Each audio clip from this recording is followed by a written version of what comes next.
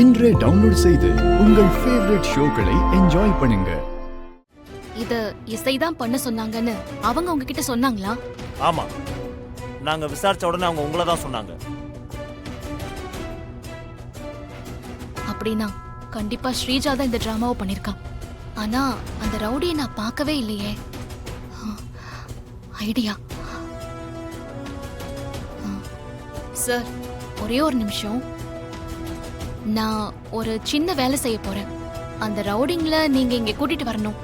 அவங்க இங்க வந்து இத செய்ய சொன்னது நான் தான்னு சொல்லி எல்லார் முன்னாடியும் ப்ரூவ் பண்ணட்டும். அப்ப கண்டிப்பா நான் தப்பு பண்ணேன்னு ஒத்துக்கிறேன்.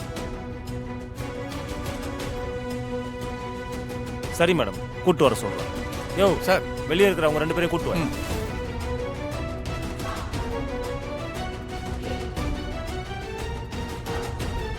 வர்ஷினி, என்னக்கா? இப்போ அந்த ரவுடிங்க வருவாங்க. அவங்க வந்த உடனே நீ இசை மாதிரி, அதாவது என்ன மாதிரி அவங்க கிட்ட போய் பேசணும். ஐயோ, இவனே இப்படி பிளான் பண்றா. அப்போ அவங்க என்ன பதில் சொல்றாங்கன்னு இங்க இருக்கிற எல்லாரும் பார்க்கட்டும். அப்ப தெரிஞ்சு போயிடும் நான் சொல்றது உண்மையா இல்ல பொய்யான்னு. சூப்பர் பிளான்கா.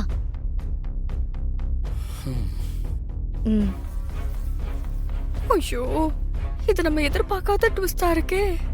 யார் இசைன்னு அந்த பயலுகளுக்கு தெரியாதே. இப்போ என்ன பண்றது?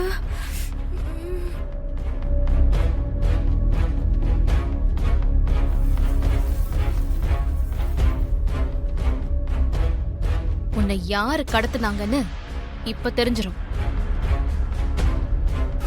இதுல ஒரு பெரிய குழப்பமே இருக்கு. தயவு செஞ்சு எங்களை புரிஞ்சுக்கோங்க. உங்க கூட ஸ்டேஷன்ல வந்து நான் நிக்கிறேன். இவங்களை அடிக்கிற அடியில இவங்களை யார் பண்ண சொன்னாங்கன்னு தெரியணும். கண்டிப்பா சார். யோ, இவங்களை எழுதிட்டு வாங்க. Yes sir. ஏய் சார், சார் போங்க. வரமா.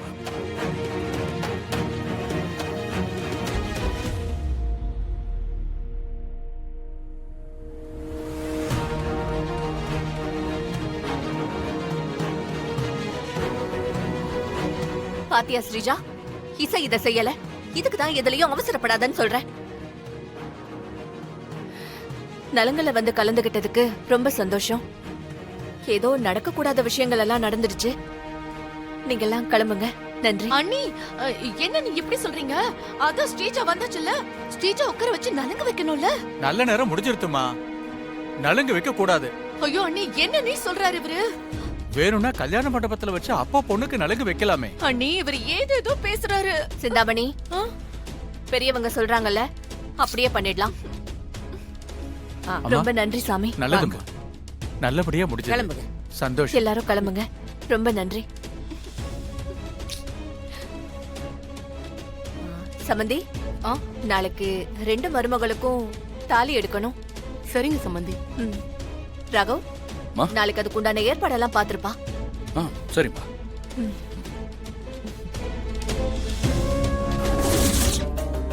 ரம்யா, நீ பெரிய தப்பு பண்ணிட்ட. நீ பண்ண தப்போட வீரியம் ரொம்ப பெருசு.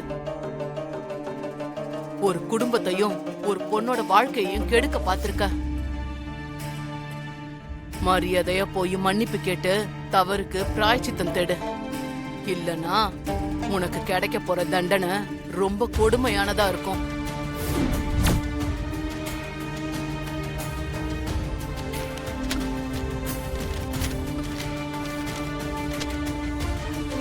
ஐயோ, ராத்திரியான வாய்ஸ் கேக்குது. இப்போ லெட்டர்ல என்னென்னமோ நடக்குது. ரொம்ப பயமா இருக்கே.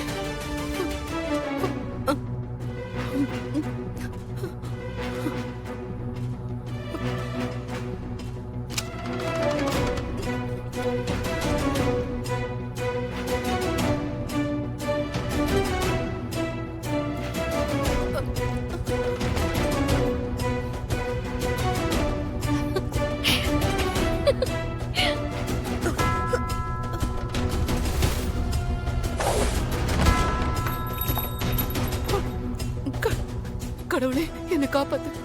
ஐயோ,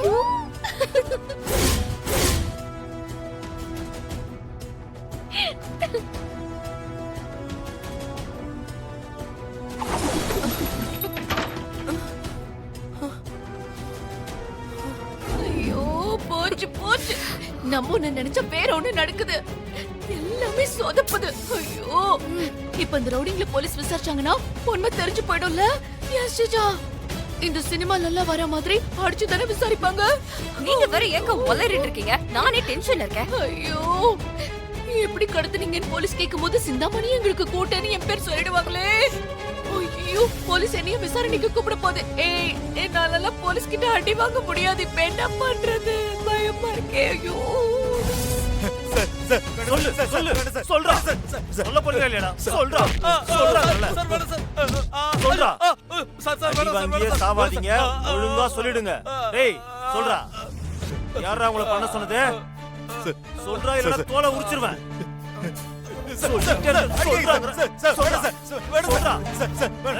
மரியாதையா சொல்லு சொல்றாங்கற என்னடா பாக்குற சொல்றா ஒழுங்கா சொல்லு சொல்றா